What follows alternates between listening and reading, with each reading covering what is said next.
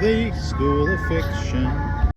Hi, this is Matt for the School of Fiction channel, and this is today's presentation, Mia Ballard and the AI authorship scandal. Here we see Mia Ballard and someone reading her book, Shy Girl. And I'm announcing this is not a hit piece. I am not unfriendly or unfavorable to Mia Ballard. I'm going through the issues here and talking about text and craft in general and about AI detectors. So this is what this is. Let's do it. Okay. Here's a selection. I use publicly available selections for this. This is the Amazon preview text. Uh, and here's, I'm going to read it to you. I used to think of myself as someone who could endure anything, a girl who could take a hit and keep moving, who could swallow her fear and smile through it. But lately, even the smallest things feel sharp, a text message, a missed call, a silence that stretches too long. I feel like I made of paper and the world has gotten very good at finding the edges. I don't know when it started. Maybe it was the night I realized I'd been shrinking myself for so long that I didn't remember what it felt like to take up space. Maybe it was the day I looked in the mirror and didn't recognize the girl staring back. Maybe it was always there, a quiet unraveling I mistook for growing up. People say healing is a straight line. They're wrong. It's a maze, a dark one, and sometimes you don't know if you're walking toward the exit or deeper into the walls. So apparently this text has features that are commonly selected by Claude AI. I'm not sure that having those features really matters, and I'm going to get into that in more detail. Okay. It's not easy to write that style. I tried to write that style. I like writing pastiches, and I could not do it. So I'll show you what happened when I tried to do the same thing. Spoiler is that I failed. I could not write Mia Ballard style. So here we go. Mine is here on the right. Hers is on the left. Endurance, of course, that's what one does, really. I've always thought I specialized in it. If you are in pain, you move. If you want to cry, you cry and you move. Life is made of actions and tasks and actions and tasks. You must first do them and then reflect upon them. This time was different, though, because it came to me as I looked at myself in that same old mirror that I couldn't quite free of scratches and makeup stains, and compared myself to the future corpse my eyes were predicting I would become, that I hadn't done any reflection in a long time. Forward march, young lady. Duty, responsibility, consequences, tolerance, a deep breath and biting your lip a bit, a glass of wine and a night's sleep, and on to the next day. You heal as you go. Every day you don't die, you heal, because you know you can manage the next day as you did the one before. So this is my completely failed attempt to pastiche.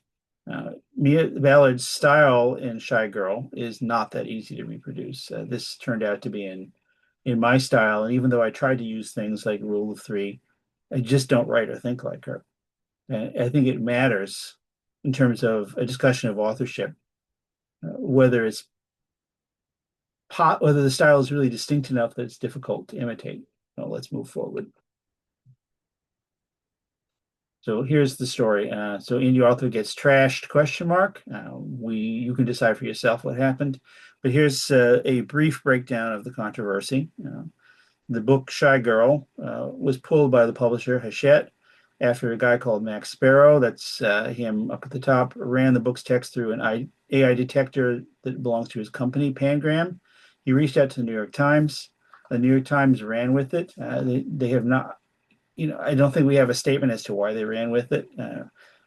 Controversy creates cash, as Eric Bischoff said. Seems like a reasonable motive, like let's get something into the public discourse, but I do not actually know why. And Hachette then said they reviewed the book and withdrew it. But I am not aware of any transparent account of what their review consisted of. Not that they are obliged to give a transparent account of that until it gets to court, if it does. So Ballard stated in response to the accusations that she did her own writing, but her friend had edited the book using AI. That was, I think, pretty much the only statement that she made as of when I was researching. And her lawyers announced that there was legal action being prepared. And then we had a massive public farrago. Most of it was people being unfavorable to Ballard. And this public discourse used the book as a test case for an illegitimate use of AI, which is in the zeitgeist, as we know. And I think it's implying a referendum on legitimacy of indie authors because people are always trying to do that. So I've seen public defense of Ballard in two things. Number one, people have accused Max Sparrow of having some goal in exposing her. And they said the same about the New York Times. I do not know what their goals were. And they've also has been said that she got picked out for this because she is a woman of color. Um, I don't think that we can discount any of these as being motives, but we also have no evidence for them. But Mia Ballard is not being defended very well. I looked at her Amazon reviews, and there were a number of Amazon reviews that talked about how much they liked the book, uh, and how much they liked the style, and how much they related to the character whose name is Gia. So maybe those people would defend the book still after all this farrago took place. Let's move on. A Slate.com article hits pretty hard. There's a link for it. It's paywalled, but I was able to access it. And it cites several factors. Here's four of them, and there's a couple more. Excessive rule of three constructions, see the box on the right. Repetition of the same vocabulary, such as the word sharp. Overuse of parallelism, and awkward and abundant similes. So now similes have been identified as AI writing, which is fascinating.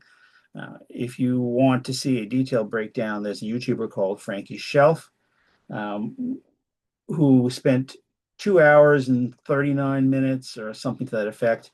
And it's called, I'm pretty sure this is AI slop. So that's a severe takedown. I do want to watch it, but I don't know how much patience I have for a 3 hour hit piece on a young writer. I tend to be supportive in my mind of young writers. So I don't know what's going on with that. Maybe he has really good points. You could decide. Let me just explain the rule of three because I like to give craft lessons here. It's just a term for three items of the same grammatical type in sequence. As you can see from my first model here, this is in the center right. I came, I saw, I conquered. In other words, Waity, Waity, Weechi from Caesar. This is hardly a new concept in the history of European languages. I wrote two others. The dog approached, panting, snarling, clicking its claws. That one is by me for this video. And then I pedaled furiously, my feet pushing the pedals, my chest ragged with tight breaths, my butt sore on the worn out saddle. I would not write a sentence like this myself. I'm actually mocking a former classmate when I talk about pedaling a bike, but there's no need to explain that. So these are rule of three constructions. So apparently the book has a lot of these, and apparently some people, including the Slate.com article, which I think is extracting it from Frankie's shelf, claim that Claude AI or some other AI uses the rule of three too much. That being said, this is a pretty common construction for writers in English, and it most likely goes back to in rhetorical traditions to Greek and Latin text, as we can see from Waity, Waity, Weechi, Julius Caesar saying the same thing. All right, so as you can see here, I'm not favorable to AI detectors. They are untrustworthy. They mistake what we call stylistic conformity for machine authorship. So if this style looks like styles that AIs have been trained on, then it must be AI, right? Contemporary fiction already has kind of an algorithmic look because a lot of these sentence structures and a lot of the interiority also that we are seeing in Shy Girl are things that people like to write that way now. Now, here are some experts. We have a guy from the Stanford Literacy Lab called Mark L.G. Hewitt, quoting, computational criticism can trace stylistic minutiae across the vast span of literary production. So a computer, in other words, can find these little behaviors of style and extrapolate them across vast numbers of books. Which would seem, if it's across vast numbers of books, that would include books that weren't part of the training, at least reasonably. I think it could be interpreted that way. I guess a guy from, well, actually, no specific name given. MIT Sloan Teaching and Learning Technologies. AI detection software is far from foolproof. In fact, it has high error rates. And anecdotally, I know that I've seen people claiming that they wrote something and then put it through an AI detector, and they were told that it was 70-80% chance of AI written, even though they knew they had written it themselves because they had just written it. I haven't done that experiment myself because my style is very jagged, so it's not going to look like that, as you saw from the previous example. Now here is a guy from turnitin.com, which is one of the leading academically focused AI detectors. David Adamson, he says, you'd have to take our predictions with a big grain of salt. This is a guy admitting that his own technology is only advisory. So as we can see here, people who are much better qualified than me, who are in the AI detector business, acknowledge the fault. And I'm going to add this. Contemporary style is kind of homogeneous. So modern commercial prose has standardized and predictable sentence structures. I've been noting that. I've been complaining about it for years, how similar I find these sentence structure choices of contemporary writers. These features that are flagged as AI markers, such as the ones that we saw listed a couple of slides back, are common in human writing. Rule of three is common. Metaphors are common. Similes are common. And parallel structure is common. People write these who are not using AI. So, yeah, we have to be a little bit more careful about throwing around the accusation of AI being used to write text that uses features that human writers also like. And you're going to get the false positives. So here's some people talking about this. Here's Richard Jean So. The literary marketplace rewards stylistic similarity far more than difference. People want to read a book that's similar to the one that they recently read. Lisa Sunshine, a cognitive literary theorist, said readers prefer predictable cognitive cues, like they want to see in reading things that remind them of their past reading. I think that's the way to apply this particular terminology to the situation. Writers learn to supply them. So you learn to write similar to basically what the genre tropes are requiring and the genre style requires. And here is a computational literary scholar, Ted Underwood. Genres become more homogeneous over time as writers adapt to shared expectations. So if writing is tropey, then the style is going to become more consistent across authors. Well, there we are. I have a lot of text on here, so please forgive me for that. This is a selection from Ballard herself, which is the one that was in the Slate article. Here we go. When the call ends, I sit for a moment, the phone warm in my hand, the silence loud. That fragile swell of hope trying to push through the cracks. But the feeling doesn't last. The buzz of a notification snaps me back, its vibration rippling through the table like an electric jolt. Nathan's name flashes on the screen. My chest tightens, anticipation blooming sharp and fast, and I unlock the phone with a clumsiness that betrays me. So what's going on here? This is a stylistic trait that I find annoying in contemporary writing. Mia Ballard is not the author of this style. She is a participant in it. And I'm going to explain to you why I don't like it. And it is the overuse of cumulative sentences. Now, cumulative sentences are absolutely a thing that all writers use, and I also use them. But they have become too dense, in my opinion. That's why I call it overuse. I'll explain why I think that. The purpose of a cumulative sentence is to indicate simultaneous events in a thoughtful, meditative way. So you want to add a bunch of information so that the reader gets a sort of an overall picture, a feel, a mood out of that one sentence. And when you do that consistently, the prose gets really slow, and the participial phrases that you're using to construct that attract too much attention. If you want a breakdown of how cumulative sentences work, please find my video called The Magic of Cumulative Sentences, also on this channel, in which I explain in much greater detail here than I'm doing here. Actually, breakdown of all the types with examples. So most of those sentences have an ing word in it. It's called a present participle, or they can leave it out because of the implied being or feeling, and I'll show you that. So we start with the phone warm in my hand, means the phone is feeling or being warm in my hand. So it is a participial phrase, even though you don't see the ing. Then you have the silence loud, right? And it's the same thing. The silence is being or feeling loud. It's also a boring oxymoron. The original was the silence is deafening, but that doesn't necessarily mean it's AI written. It could just be unimaginative on the part of an author to say that. And after that, we have a sentence fragment. That fragile swell of hope trying to push through the cracks. This is very ordinary for for writers to put what we call rhetorical fragments, and this is not a stylistic fault on behalf of Mia Ballard. A lot of writers do it, including me.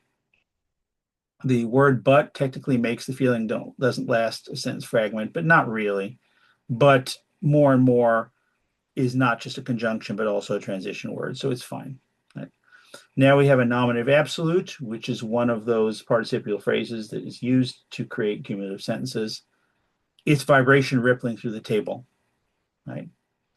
That that creates cumulative sentence. It's a nominative absolute because vibration is there. Without, it's an ablative absolute. You can see the other video for explanation. Then we have another boring simile, like an electric jolt. AI detectors are wrong to say that boring similes constitute evidence of AI. Human writers have been using them for centuries. Anticipation blooming, which we have a little bit below in the final sentence of the selection, is a nominative absolute. Right? And another cumulative sentence. So we have too many cumulative sentences for my taste. Now, I find them distracting. Some people don't. A lot of writers use them by default and consider it kind of a baseline style. Now, I think that it is to be avoided, that you should use these selectively, right? But what the author of this, presumably Mia Ballard, accomplishes is to indicate that the protagonist, whose name is Gia, is in a state of constant emotional anxiety. So she's kind of emotionally overreacting, over reflecting to every single moment. I think that is the goal of this passage and presumably of many passages, right? And as I described it, she's reacting metaphorically to every freaking thing that happens. So for me, that's an ick. And I do want to acknowledge that the book I have coming out in July has a character called Gia in it. That book was written uh, long before this one. I did not copy the name Gia from Mia Ballard. I work in Brooklyn. There's a lot of Gias in Brooklyn. Okay, moving on. So here's something that I have not seen anybody say. If some other people have said it and I missed it, my bad. It's the obvious test. This is the test that you could use to see if Mia Ballard can write like this. Put her in a room with a notebook and say, write a couple of pages in the same style you used in Shy Girl. And if she can sit and produce that style, then the accusation of AI use is a lot weaker. That would demonstrate that she would have it in her native idiom as a writer to use things like rule of three and weak similes and extensive cumulative sentences and parallel structure. If she writes like that, just sitting with a notebook, then that is her style, right? Authorship, I'm saying, is about capacity. It's not about vibes or surface resemblance. It's about, can you sit and do it? And this is something that could really vindicate her, in my opinion, if she can do it. Right? So let's talk about drafts now. Okay. So drafts matter more than the detectors when we talk about authenticity. So Mia Ballard said that she sent a draft to her editor, and her editor used AI to edit it, which makes me feel like that draft should exist somewhere. It should be in an email. It should be in a copy of a Google Doc or something like that. We should have the original draft that Mia Ballard wrote before she sent it to her editor, right? You wouldn't even need like track changes or other corporate software strategies. If it's different from the one that Hachette published, that means that Mia Ballard produced something that was not edited by AI. Unless if she wrote with AI also, then I wouldn't know, right? But drafts could establish the existence of a conventional non-AI writing process, at least regarding her claim that her friend, the editor, used AI. This could validate that claim if it were true, if that draft exists. Now, what I have here is I'm taking a little side point here for myself. Real writing is messy. Okay, now what you see on the bottom left is handwritten drafting by me. This is my mess. This is not Mia Ballard's mess. My drafts are very visually messy, and that doesn't mean that every writers are. But if she has her own mess, whether it be handwritten drafts or very, very poorly written first drafts, which are typical of even great writers, right? She should have a mess somewhere, and that mess could vindicate her against the claims, right? If anyone ever accused me of AI writing, I have stuff like this to show. And I can also, you can put me in a room with a notebook and I can write my own style. My style is pre-existing. It goes back in self-published work to the 2010s. And I have handwritten stuff from even before that. And Mia Ballard is far younger than I am. But if she has a mess, she is potentially vindicated by the mess. That's what main point that I'm trying to make here. All right. So why hasn't she shown her mess? This is pure speculation. I don't think anything has been said regarding any of these. So, like I said, I'm just throwing out some options, and we will find out what is actually true at a later time. Most likely reason, pure speculation, is that her lawyers told her to save her mess for court. If you're suing, common sense, you don't give your evidence to the public in advance. You want to use it in court. So until the disclosure phase of a lawsuit, you probably wouldn't reveal it. But again, I'm not a lawyer, and this is speculation. It's possible, theoretically possible, that she showed the mess to Hachette, but they ignored it. I have no idea if that happened. That's something that it would occur to me to do, but I don't know if a lawyer would say to do that or not. Hachette could have told her something like, we have so much reputational damage as a result of how you've been taken down that we're going to cancel the book regardless. Sorry about this. I have no evidence that they said that. I don't know what they said. I've never dealt with Hachette. I don't know anybody in Hachette. It seems like a motive that would be explicable on behalf of the publisher, but I have zero evidence. I'm speculating. And of course, there's also the possibility that she did write the book with Claude AI or some other AI and that she got caught. I'm not saying that she didn't use AI.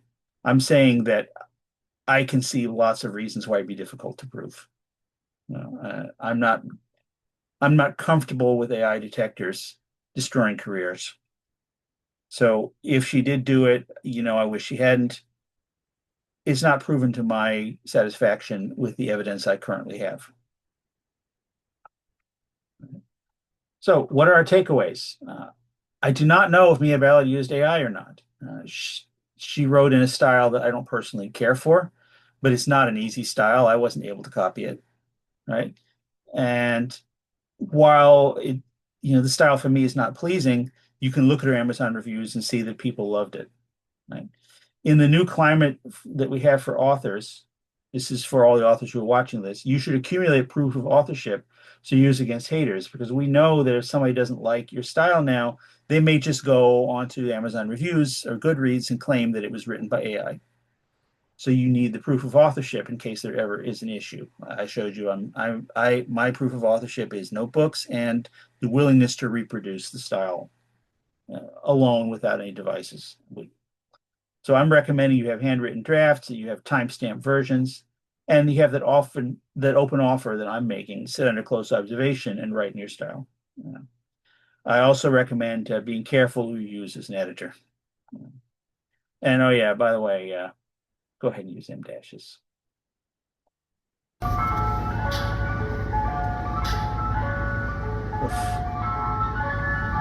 The School of Fiction.